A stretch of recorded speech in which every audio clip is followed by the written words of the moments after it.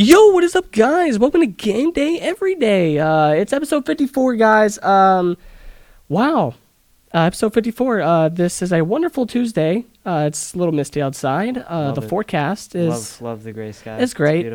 Fall weather. Finally. It's just great. Finally here. I feel like our winter's going to be, like, kind of lame. Because, I mean, it's kind of cold down. You know what I'm saying? I think that's a sign that it might get some snow. Should I ever say that as a Texan? You know we ain't getting none. We got some like a couple of years ago. I don't know. But, hey, boys, let's hop into the headlines. A big boxing fight happened this weekend. Yes. Canelo wins in the 11th round. Yeah, Canelo Alvarez was fighting Sergey Kovalev, which was a really big fight. Mm-hmm. We talked about it last week on Thursday's episode, and I predicted a 9th round knockout. I don't think you even had a prediction. I didn't, no. But we both agreed that Canelo was going to win this fight. And it went pretty well at the beginning. I thought Kovalev kind of had an edge at the beginning. Right. But that was the main reason, because I think that also might have been the reason that he lost this fight too, was that he had such a good beginning but couldn't hold out towards the end. So let me just hit you with a stat here. 133 out of 345 punches landed for Canelo. 115 out of 745 for Kovalev. That's a lot of punches. Oh, dude. So that man was getting some work. Like, that man was he was getting some work in. Yeah. And just, wow. I think by the 4th round, I already saw that he had like twice as many, or I think maybe 4 times as many punches thrown than Canelo. Right. But see, Canelo held in. He did really good stamina-wise. He picked his punches, you know. But I feel like... He thought about what he was going to do. But I feel like in the beginning of the fight, there really wasn't a lot of big hits.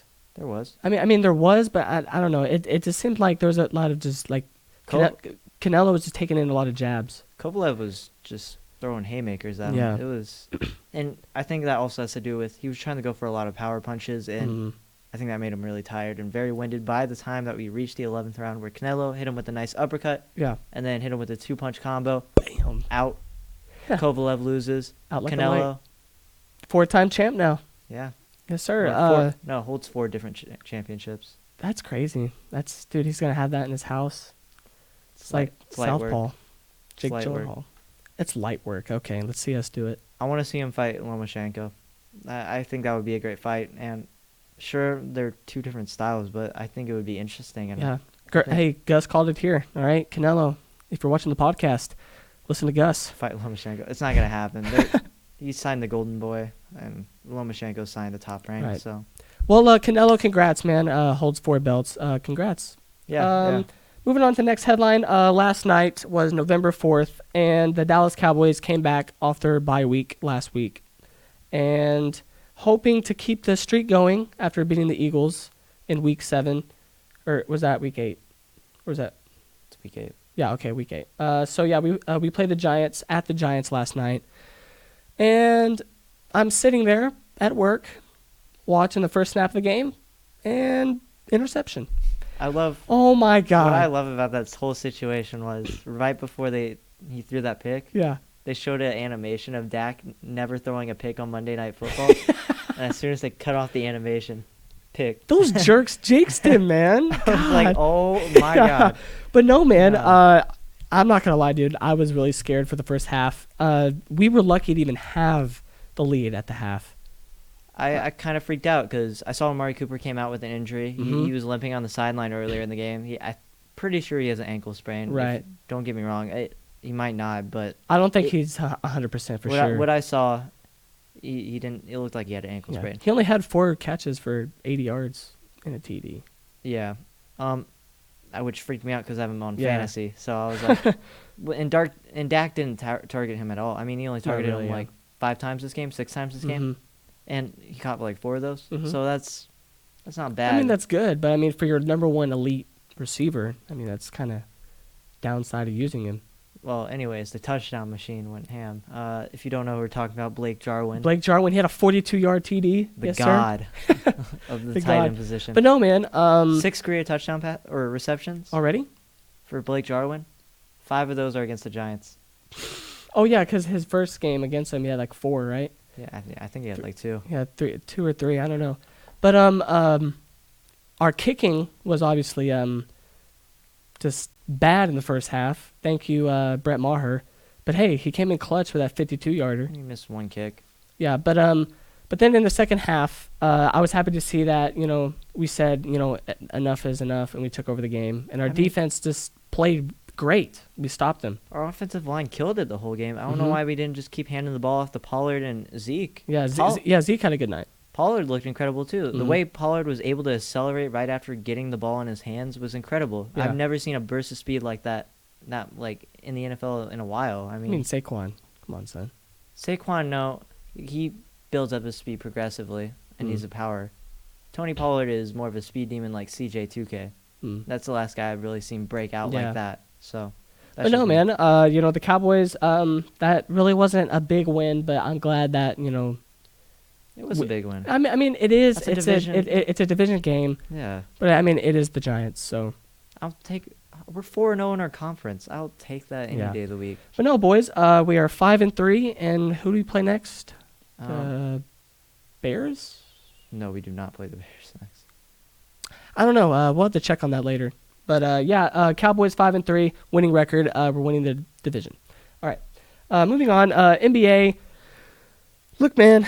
On the predictions, one of our games was LA and Dallas. I think this was Dallas's, really big game, and I think a test to show if they can compete with the team in the West. The Lakers, because they're getting a lot of hype, man. It's quote unquote the best team in the league.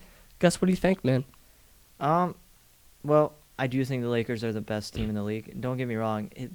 Clippers are a great team too, and forget all the talk about the Suns, even though they picked up a big win last night over the Sixers, which, whatever. That was a big win. But Devin Booker is for real now. We're only 7 games into the season, but I think throughout the season, I think the Lakers are going to be progressively one of the best teams in the league, and probably will finish the season as the best team. I don't care about the standings right now. I'm talking about the future. Danny Green obviously is claiming to be himself as a solid scorer on this team. Right? Yeah, he's averaging 14? Yeah, and then I don't know. You had the stats pulled up somewhere. Yeah, but Anthony Davis is having an incredible year, of course. I mean, we all expected this. LeBron James was a little shaky at the beginning of the season, but now seems like he's picking it back up, and he's back to being LeBron. Yeah, LeBron, man. He's, 2 or 3 straight triple-dubs in already? So he dropped basically 40 on the Mavs and just obliterated us. He actually showed up in the fourth quarter. Wow. The King's back. No, don't you ever say that again. The King's back. One game. Calm down. You just said 3 straight games. You just agreed with me. How are you going to say one game?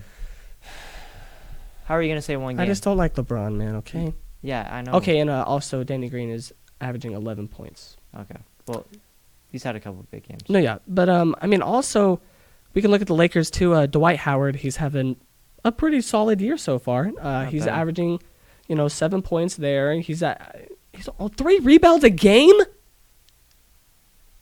Oh, my God. Dwight. Oh, wow. Why do you need Dwight getting rebounds when you got AD? I know, but what the hell, dude? That's probably his taking. That's what Dwight's there for.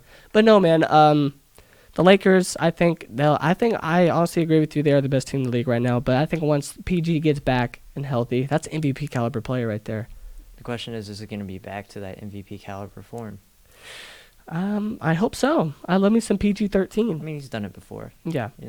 I can't get that injury out of my head. The USA injury. Yeah, I watched that live. Yes, that was pretty disgusting. That was, But no, I think we're all in agreement here that the Lakers, as of right now, and I think Jamari would agree too, that Lakers are the best team in the league. Yeah, I think he would. Shout out to you, Mari. Moving on, the NCAA basketball baby is back tonight, and I'm excited about this Kentucky Wildcat team, man. We're ranked number 2 once again, and we go up against number 1 Michigan State. As a UT fan, this is the time of the year that I dread. Especially this year. Y'all gonna get crap. Because our football team usually sucks by this time of the year.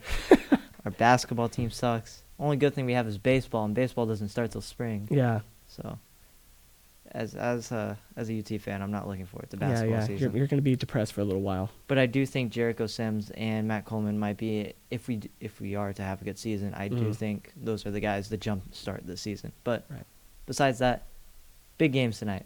We have number 1 versus number 2. Michigan State and Kentucky. Kentucky, they lost. We had a big injury. Nick Richards, one of our forwards, one of our star forwards, sadly went down. Thankfully, he didn't need surgery, so that's a good thing. Your quote-unquote best college basketball player in the country is, you think he's going to go all the way? I do. And if you aren't aware of who I'm talking about, which you aren't, because I've never said this on air. Yeah. But I do think Cassius Winston is definitely one of the best players in the country. He's been incredible for the past couple years, and I think this is the year that he finally has the whole offense to himself. He has flexibility everywhere. He's already shown that he can be a leader on this team and be, that main scoring option to provide this offense. Right. So I got to give it to Michigan State that I think this team will take it all the way, along with the supporting cast and D'Antoni as your head coach. Right. No, but, look, it's obviously a great, he has the offense and everything. But, look, man, we got the guards, too. We have deep guards. We still got E.J. Montgomery, he's even though he's a forward, he's a good scorer. Ashton Hughes. We have one of the best backcourts in the country. God, how do you say his name? Quinkly or something? Johnny Juzang and Tyrese Maxey, a local guy, South Garland. Look, those men can hoop, bro. We got shooters, right? You don't even know how to say his name. So, it's hard to say. I'm sure they had the tough time when they were born saying it. Come on, Mike. Yeah. Not really. Yeah, I'm sure. Yeah. Anyway, Coach Calipari, man. Coach Calipari is going to win another national championship this year. And I think he should retire this year. Dark horse team. Oh, wow, okay. I'm not even gonna touch boys, on that. What's a dark horse team that you think is going to win this year? Dark horse. Man. I'm trying to think of a team that's, been in it. Because I got the last few years. I got Memphis. Yeah, you said Memphis is going to be pretty good. I don't know. I think I just have to wait until the season starts. I think Penny Hardaway is going to get it done this year. He's got all his recruits. He's got one of the best recruiting classes ever in Memphis history. So I think that this Memphis team is going to be incredible this year. Yeah, but are they even ranked? You have the list right there. Oh, I do. Wait, Memphis? No, they are not. Wait, yes, they're 14th. There they are. I was about to say. There's no way. Baylor's obviously a team to not mess with. Baylor's always been in the long haul. Virginia is still in the mix. North Carolina can obviously win it. Florida, they've been decent. And then obviously Kansas, I guess. Kansas can win it too if they really wanted to, right? Kansas winning it? I mean, that's hard for me to say. They suck. Peyton Peterson, shout out, dude. Kansas isn't going to win it this year. I was just saying that to be funny. Sarcastically. Well, yeah, they're a joke itself. No, but I don't know. I don't think Kansas. Look, man, college basketball starts tonight, so it's an exciting time. And go Cats. And who are you rooting for this year, besides UT? Memphis, right? Yeah, I guess. All right. Go Tigers. Yeah, go Tigers. But I don't want to really. Tigers. I don't really want to say that after this weekend. But we'll get to that later. Tigers. Moving on to the NFL, boys. Look, man, the Patriots, they played the Ravens. Talked about this last week. Sunday Night Football. Yeah, Sunday Night Football, big game for the Patriots Prime and also time. the Ravens. The Ravens, they slapped the Patriots in the mouth. They exposed their defense. Yeah, tough week for my fantasy team on that one. Ravens, we've always had our questions about them. As I keep saying and keep reiterating, that loss to the Browns really scared me, especially seeing the state of the Browns right now. Right. But obviously, that didn't do anything to them. They're not the same team as that team that lost to the Browns. The way they played in a way where the Patriots looked lost. I've never seen a defense look so confused on what to do to a quarterback. I know. We haven't seen a quarterback like that in forever. Since Michael Vick. And his play style, at least. I'd say Colin Kaepernick. Okay. Because Colin plays in the same I formation that Lamar plays in. Right. So it's just hard to read them. And every time I saw that linebacking core, they just looked confused. They didn't know where to go. They didn't know how to read the right options. Yeah, Hightower, they didn't know where to go. Because they kept running option plays with Lamar, and Lamar just take off for like 30 yards.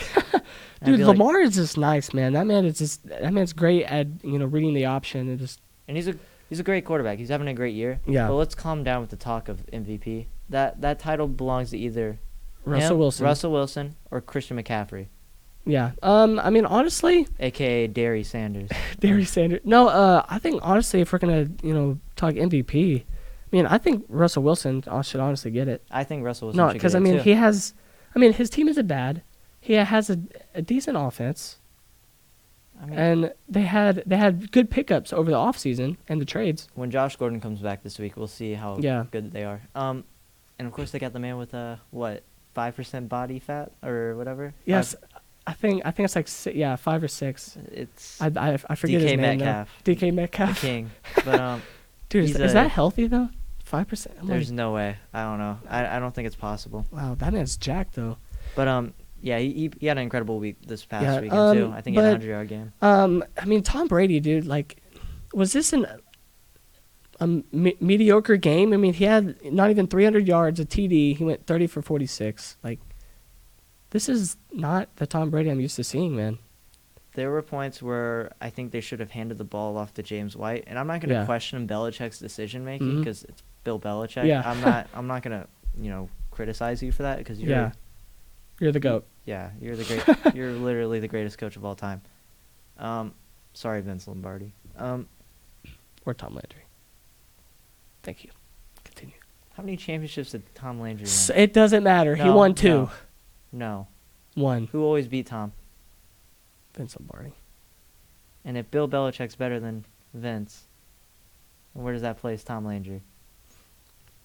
Number 3. Okay, All that's right. fair. Sorry. I don't. It's even up for debate that Bill Walsh could be up there. Yeah. For For number 3, yeah. Yeah, but yeah, I'm not gonna really criticize Bill's decision making there in the play Mhm. calls, but I felt like James White was bound to have a good game. How many Mhm. rushing yards did he have? James White? Oh, God. Look at rushing leaders. Rushing leaders. Go back up. It's right below okay. Tom. It's right below Where? Tom. Oh, God, sorry. He's not even there. That's 38 yards. How many rushes? 9 carries. 9 carries for 38 yards. That's barely anything. That looked like Saquon last night, too. Saquon had 28 yards. But he was getting it done on the receiving end. Yeah. And I thought Saquon had that really big run last night. No, he did. He had that like 65-yard run. I don't know. I think I remember.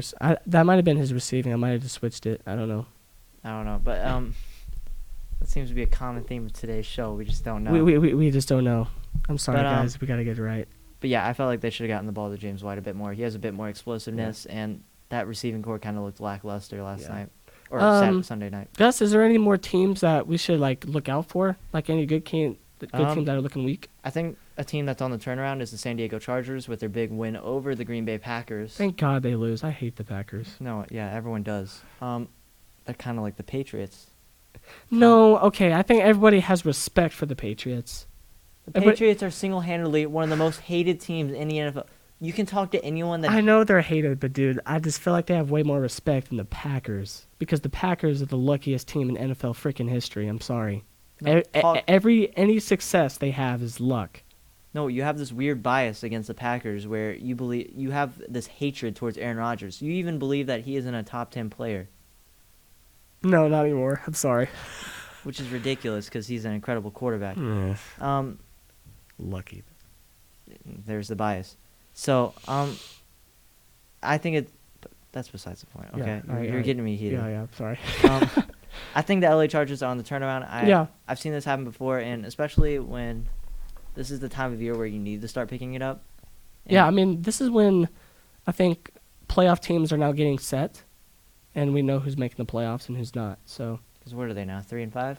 Yep. So, Philip, do this one. Get as many wins in the next couple weeks as you have children, and you're in the playoffs. Boys, yeah, come on, Philip. All right, this is possibly your last year. Honestly, he has 2 or 3 years left, if not, he's done this year.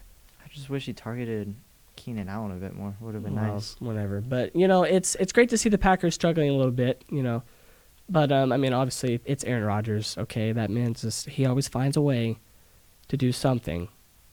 So You're not going to call that skill? at times, yes.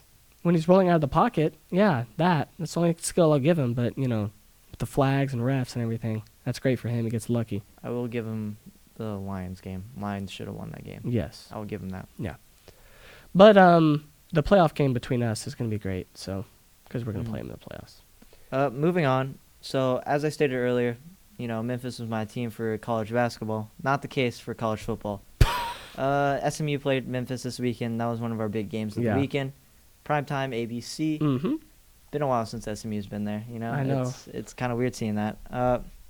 SMU looked very lackluster. I'll say that. Lackluster. By the time I hit the end of the third quarter, I think we were down by like 20 or something like that. Wow. It was a bad. rough game, yeah. I mean, we started picking it up at the end. We started coming back, but it was a matter of too little, too late. And Shane Buechele, you're a good quarterback, but there was times where you needed to move the ball, and he didn't. Yeah. There was also the issue of Reggie Roberson being out, one of their star receivers too. Right. But you still got James Prochet. You still got Tyler Page. You still got Kylan Granson, who should have got, some footballs, but it's whatever. But look, man, what does this show, man? This was a big test, I guess, right? It was a national TV game, and they lost. They didn't show up. This wasn't just a loss for SMU. This was a loss for the American Conference, because now any chance that you had of making the college football playoff is completely gone. Yeah, that sucks, man. But hey, SMU, man, they had a great season, so even if they don't make the playoff, they'll have a great bowl game. Hopefully, if they even get that, unless they go on a losing streak. Don't put that curse on me. Sorry, dude. Don't put that curse on me, Ricky Bobby. No. Not right now. Yeah, it hurts. It hurts. Mm-hmm. But Pony Express is back, so it's whatever. Go Ponies. Wait, see, that just sounds... It's not Go Ponies. It's Pony Up. That's so weird. Pony... When people say go, they say Go Stangs. It's not intimidating. Go Ponies, like... Pony Up. Same thing. Pony Up. Pony Up. That's not intimidating. I'm sorry. It's like the hippie days. Peace. Like, what's up, dog? No, it's like slanted. Like a horse's ears. Oh, that's cute. Yeah. Whatever. It is. Anyway, also Notre Dame. They came out with the win. Yeah, Notre Dame playing against Virginia Tech. It was a pretty big game for their standpoint. Because Notre Dame's already been under question, after that devastating loss against the Michigan Wolverines. And the loss against Georgia, which hurt them a lot too. Yeah. Yeah, Virginia Tech kept it really close, and then I think final 30 seconds, Ian Book found one of his receivers in the end zone. Yeah. And 21-20. Notre Dame, man, that shows some grit, man. This shows that they don't give up. Yes, they are overrated. They're only in there because of their name, but I mean they have some talent. So. But this isn't a bad Virginia Tech team. They were just ranked a couple weeks ago, and they're not. I don't think they're that bad, in my opinion. Another week without Texas in the rankings, so this is week 2. We're keeping count now. And it won't come back, son. I'm sorry. Yeah, it will. If we win out. You really think you're gonna win out? If we beat Kansas State this week. Well, y'all always struggle with them, so it's always we struggle with everyone. What do you mean? I know, but I'm just saying it's always a tight game with Kansas State. When have we ever beaten anyone badly? You have a point. Exactly. It's always close with everyone. But look, man, moving on, another fight that happened, UFC 244. Yes, I'm pretty sure. Nate Diaz versus Jorge Masvidal. Yeah, Masvidal. Wow. Jorge Masvidal came in as a favorite. Yeah. And he showed that why he showed he was the favorite. Nate Diaz. Just look at his face. I had Nate Diaz winning this fight, and I think he would have won the fight. They kept the fight going, but honestly, you think he would have won? Yeah, Nate Diaz. Dude, that man was. This is how Nate Diaz plays. He plays a long game where he gets it to the 5th round. You're already tired, and then he starts throwing haymakers, and then you're done. So he's Rocky Balboa. He gets his butt kicked, and then like the last few rounds, he comes back. No, this is MMA. This isn't. Same difference. Same character. This isn't the same. Same character. No, it is not the same character. Yeah, you get your butt kicked, and then you come back and win at the end. That's what Nate Diaz was going to do. That's what Rocky he doesn't did in the usually movies. He doesn't usually get destroyed like this in early rounds, though. Yeah, because he's not trash like that. Yeah, because the other guy is a better man. More prepared man. So they had to stop the fight because Diaz's cuts were getting so bad. Yeah. Dude, it was deep, man. You showed me yesterday. Yeah, he has two stitches. I think one above the eyebrow right here, and then one below his eye. So that's crazy what our hands can do. That's wow. I think that was also due to kicking too. Yeah, but Nate Diaz, man, I just don't know what happened. Like, was he like too slow? Was he just misreading blocks, misreading his hits? I don't know. I felt like it was also personal issues because he was dealing with a lot of stuff with it before this fight too. They canceled the fight at one point last week where because I think one of his drug tests showed up as positive, but he doesn't do anything except smoke weed. So that's weird. So do they not count that as it's a legal substance in the UFC because okay. I think they have a lot of CTE injuries and stuff like that and brain trauma. But so yeah, they finally got that, or USDA finally got that cleared up, and then he was eligible to fight, and I think that kind of threw him off because he was trying to dispute that. So that might have played a factor in it. But Nate Diaz got beat, and Jorge Masvidal won, and congrats to him. Yeah, I guess congrats. But I think it definitely would have been a great fight after if they would have kept going. Yeah, so, I think so too. Yeah, and I kind of feel bad for the fans too. The fans Nate Diaz might have been dead after that too. So I don't know. It could have gone either way. Hey, he went out doing what he loves. That's all that matters. He quit from UFC for like 3 years. Hey, he came back because he loved the sport, right? Or he just came back because he was maybe he needed money. Yeah, getting loose on change. Maybe, I don't know. I don't know, but hey, man, just come back and win again. I guess get your momentum going. Moving on, final segment. Boys. Predictions, week 12. First game, Lakers versus Dallas. I chose Dallas, obviously. It was a great game. Luka had a great game. Triple dub, career high in assists, but that wasn't enough. LeBron chose the Lakers. LeBron actually showed up, man. Respect to him. Actually showed up in a game, hit big shots. So yeah, LA took the dub. Gus got a point for that. The second game, wait, what is that? Double checks. It was a draw. Oh, okay. For soccer, I just don't know the teams. Oh, the Wolves and the Arsenal. Yeah, Wolves versus Arsenal. Arsenal obviously having some issues right now. I mean, their captain got booed off the field after they drew the game with Wolverhampton. Wow. It was a 1-1 draw, and we both get the point. Yes, sir. Yeah, so we both get the point anyways. Purdue versus Nebraska. I chose Nebraska, and they had control of the game. I was confident, and they tore my heart out and lost. It's because Drew Brees was at the game, so. Oh yeah. He did give him a speech before, huh? Went there. He did. So Gus got the point on that. Gus is having a pretty good week so far. Yeah. Next game was Pats versus Baltimore. We're completely off on this one. Yeah. I really wasn't expecting Baltimore's offense to be like that. I didn't expect it either. I thought Belichick would adjust to it, but I guess not. And then finally, in-state UTEP versus UNT.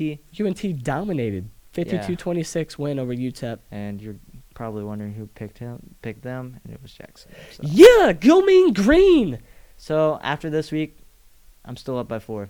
Hey, it's 30-26. I'm getting there, boys. Don't lose faith in your boy JD. Hey, speaking of UNT, man, we go to Ballsville High School, so we're giving support out to the volleyball girls. Hopefully they win the playoffs. So yeah, good luck with that. And I guess with that note, episode 54 is over, boys. All right. Any announcements, Gus? Anything we have? No. I don't think so. No, I don't think so. But I do have some news on Thursday that I will tell y'all about, like something that's going on at the school. But anyway, I guess we'll see you in 55 on Thursday. All right. Adios. We will see you.